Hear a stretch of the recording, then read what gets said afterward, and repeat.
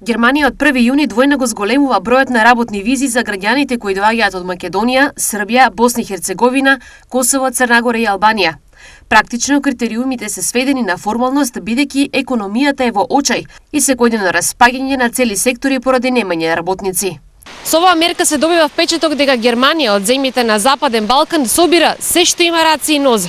Па така, годишната квота ќе се зголеми на 50.000 издадени одобренија од Сојузната канцеларија за труд, пренесува Шенген Виза Инфо.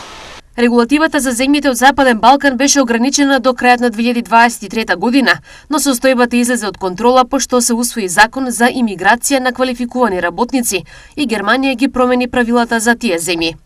Германските амбасади во овие земји од Западен Балкан воспоставија месечен систем на лотарија, кој по случаен избор избира луѓе на кои ќе им биде дозволено да закажат термин за да аплицираат за виза. Германија има низок наталитет, увезува работници од надвор. Хрватска работници у Германија не увезува од Балкано. Србија исто така има огромен број работници што се од Далечниот исток и од Кина.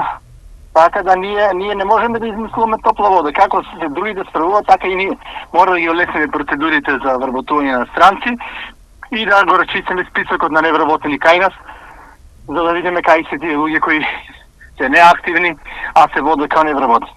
Ново пријавување за закажување германска работна виза според регулативата на Западен Балкан се отвори на 7 мај, а ќе заврши на 14 мај годинава. Минатата година околу 76.000 граѓани на балканските земји имале дозволи во Германија, што е за 22% повеќе од споредба со 2022 година, кога земјата имаше околу 62.000 работници кои имаат дозволи од овие земји. До крајот на оваа година се очекува Германија да регистрира голем број работници од земјите од Западен Балкан по истата регулатива, која стана постојана со новиот закон за квалификувана имиграција.